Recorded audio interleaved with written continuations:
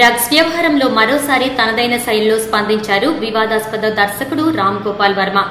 Drugs కేసులో సినీ నటులు, దర్శకులకు నోటీసులు జారీ చేసిన నాటి నుంచి ఎక్సైజ్ శాఖ సిట్ పై ఆరోపణలు చేస్తున్న వర్మ తాజాగా సినీ ప్రముఖులపై చేసిన వ్యాఖ్యలు సంచలనం రేపుతున్నాయి. ఇటీవల నిర్వహించిన యాంటీ డ్రగ్స్ ర్యాలీకి ఒకరిద్దరు మినహా సినీ ప్రముఖులు ఎవరూ పెద్దగా హాజరు కాలేదు.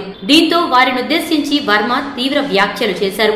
యాంటీ డ్రగ్స్ ర్యాలీకి హాజరు కాని సినీ ప్రముఖులు ఏదో ఒక రూపంలో డ్రగ్స్ కు కనెక్ట్ అయ్యారా అనే సందేహాన్ని వర్మ వ్యక్తపరిచారు. యాంటీ డ్రగ్ మూవ్మెంట్ కు మద్దతు ఇవ్వకుండా ఉన్న సినీ ప్రముఖులకు నోటీసులు ఎందుకు జారీ చేయకూడదని ఆయన ప్రశ్నించారు.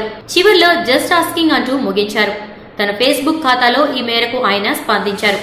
అంతకుముందు ఫేస్బుక్ లో మరో పోస్ట్ పెట్టారు. గత 50 ఏళ్లుగా సిగరెట్ తాగొద్దురా మర్రో అని అరిచి చెప్పి సినిమాల్లో, పబ్లిక్ సర్వీస్ చిత్రాల్లో వేల సార్లు చూపించినా వినని వాళ్లు ఒక యాంటీ డ్రగ్ ర్యాలీ చేసినంత మాత్రాన మానేస్తారా అని వర్మ ప్రశ్నించారు. వీడు చేసిన ర్యాలీ చూసి డ్రగ్స్ తీసుకునే వాళ్లు డ్రగ్స్ తీసుకోవడం మానేస్తారా? కనీసం ర్యాలీలో పాల్గొన్న వాళ్లలో ఒక్కరైనా నమ్ముతారా అంటూ రామ్ గోపాల్ వర్మ నిలదీశారు. Mahesh, పవన్లపై వ్యంగ్యాస్త్రాలు. Tollywood top celebrities Mahesh Babu, Pawan Kalyan, Allu Arjun, Tarak, Samantha, Rakul Preet Singh, SS Rajamouli, వివి వినాయక్, త్రివిక్రమ్, హరీష్ శంకర్ తదితరులు యాంటీ డ్రగ్ ర్యాలీలో పాల్గొనడం చాలా గొప్ప విషయమంటూ వ్యంగ్యంగా స్పందించారు వర్మ.